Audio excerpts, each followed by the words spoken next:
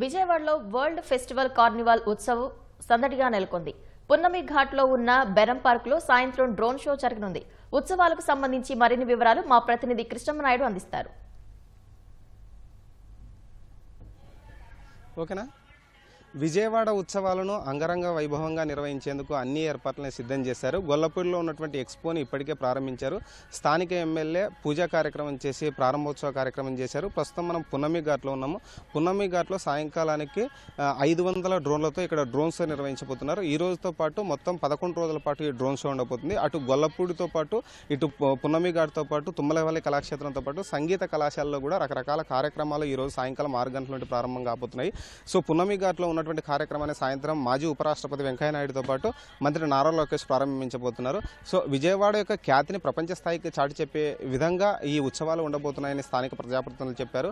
ఇక్కడ ఉన్నటువంటి drone show ఎలా నిర్వహించబోతున్నారు అనేది మనం ఒకసారి విజువల్లో చూడొచ్చు. సో ఢిల్లీకి చెందినటువంటి సంస్థకి చెందినటువంటి ఈ డ్రోన్స్ సాయంకాలం ఈ డ్రోన్ షోని ఏర్పాటు చేసింది. ఇప్పటికే ఏర్పాట్లు దాదాపు పూర్తిగా వచ్చాయి. వీటికి సంబంధించినటువంటి ఛార్జింగ్ పెట్టుకునేటువంటి వెసులుబాటును కూడా ఇక్కడే పున్నమి ఘాట్ దగ్గర ఉన్నటువంటి బెరం పార్కులో చేశారు. ఈ డ్రోన్స్ ఎలా ఎగరబోతున్నారు, దీని నుంచి ఏం చాటి చెప్పబోతున్నారు అన్నది మనతో మాట్లాడేందుకు ఆ సంస్థకు చెందినటువంటి ప్రతినిధులు ఉన్నారు. సో ఈ రోజు డ్రోన్స్ ఎన్ని ఎగరవేస్తున్నారు, సో ఈ రోజు డ్రోన్స్ ఎన్ని ఎగరవేస్తున్నారు, ఈ డ్రోన్స్ ఎగరవేయడం వల్ల మీరు ఏం చెప్పబోతున్నారు?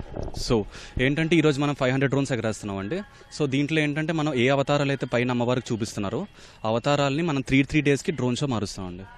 సో ఇప్పుడు ఏంటంటే మనం అవతారాలని చూపిస్తున్నాం. దాంతోపాటు విజయవాడని మనం డ్రోన్ హబ్గా ప్రమోట్ చేయాలని చెప్పి ఇంకా ఎవ్రీ ఇయర్ మైసూర్ దసరా లాగా విజయవాడ దసరాకు కూడా అంతే ప్రాముఖ్యత రావాలని చెప్పి ఇదేమో ఏపీ టూరిజం తీసుకున్న ఇనిషియేటివ్ ఇది.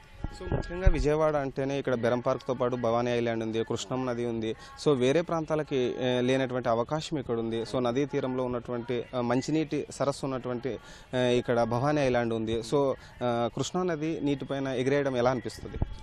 ఇదైతే చాలా మంచి ఎక్స్పీరియన్స్ అండి. మాకు ఆల్రెడీ లాస్ట్ టైం కూడా చేసాం, అప్పుడు రెస్పాన్స్ కూడా చాలా ఎక్కువ వచ్చింది. సో మేము ఇప్పుడు అలాంటి రెస్పాన్స్ లేకపోతే ఇంకా కొంచెం పెద్ద రెస్పాన్స్ ఎక్స్పెక్ట్ చేస్తున్నాం. ఎందుకంటే లాస్ట్ టైం మనం ఒక్క షో 5,500 చేసామన్నమాట. మనకు అప్పుడు 5 గిన్నిస్ వరల్డ్ రికార్డ్స్ వచ్చి ఇది మీరు చూసుకుంటే ఇది కూడా 5,500 డ్రోన్లే. బట్ 500 డ్రోన్లు మనం 11 రోజులు ఎగరేయడం వల్ల ఇది ఇలాగ అవుతుంది. సో ఏంటంటే మెయిన్ మోటో ఏంటంటే దీనికి మనకి విజయవాడ ఉత్సవం అనేది ఇప్పటి నుంచి ప్రతి ఇయర్ జరుగుతుందండి. ఇది ఫస్ట్ ఇయర్ అనమాట, ఇది ఇనిషియేటివ్. సో ఇప్పటి నుంచి ప్రతి ఇయర్ జరిగేటప్పుడు ఇంకా కొత్త అంటే విజయవాడలో కొత్త పథకాలు ప్రవేశపెట్టినా లేకపోతే మీరు అనుకోండి అవతారాలు ఏమైనా మార్చినా ఏమైనా సరే ఇంకా అవన్నీ చూపించడానికి అని చెప్పి డ్రోన్ షో చేస్తున్నాం అండి. సో ముఖ్యంగా పిల్లలతో పాటు పెద్దల్ని ఈ డ్రోన్ షో ఎలా ఆకట్టుకోబోతుంది? అంటే చాలా మంది మీరు చూసేటట్టు ఉంటే ఎక్కువ మంది డ్రోన్ షో చూడలేదండి ఇండియాలో.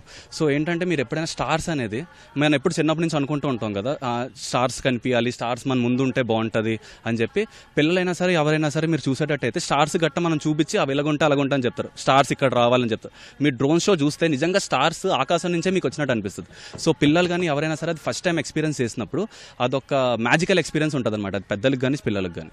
అంటే గతంలో కేవలము దసరా ఉత్సవాలు మాత్రమే నిర్వహించేవాళ్ళు. దసరా ఉత్సవాలకి మరింత శోభ తేవాలని విజయవాడ ఉత్సవాలు నిర్వహించబోతున్నారు. విజయవాడ ఉత్సవంలో ఇలాంటి రకరకాల కార్యక్రమాలు పెట్టడం వల్ల ఇక్కడ అమరావతి రాజధాని నిర్మాణం కూడా జరగబోతుంది. వీటన్నిటికీ ఎలా తోడ్పాటు అవుతుంది? అవునండి, ఇప్పుడు మనం ఇదే అమరావతి రాజధాని నిర్మాణం అన్నిటికీ. సో ఇప్పుడు మనం గౌతమ్ బుద్ధుడు ఫార్మేషన్ వేస్తున్నాం అండి. సో ఎందుకంటే మనమేమో అమరావతిని సింబాలిక్గా రిప్రజెంట్ చేయడానికి. ఇప్పుడు అదే కానీ మనం ప్రకాశం బ్యారేజ్ కూడా ఫార్మేషన్ వేస్తున్నాం అనమాట. సో ఈ ఫార్మేషన్ ఏంటి, అదే విజయవాడలో ఉన్న మనకి విజయవాడ అంటే మనకు గుర్తొచ్చేవి ఉంటాయి అవన్నీ మనం చూపించి, ఎందుకంటే ఇది ఇంటర్నేషనల్ లెవెల్లో వస్తున్నారండి. ఇక్కడ మనకు బోటింగ్ అవుతుంది, ఇంటర్నేషనల్ బోటింగ్ అవుతుంది, ఇంటర్నేషనల్ సైక్లింగ్ అవుతుంది, ఇంకా ఇంకేమో మ్యారథాన్స్ అవుతున్నాయి ఇక్కడ. సో మనకేమో పై దేశాల నుంచి కూడా పై రాష్ట్రాల నుంచి కూడా చాలామంది ప్రముఖులు, అదే చూసుకుంటే చాలామంది ఎక్స్పీరియన్స్ స్పోర్ట్స్ మెన్ కూడా వస్తున్నారనమాట.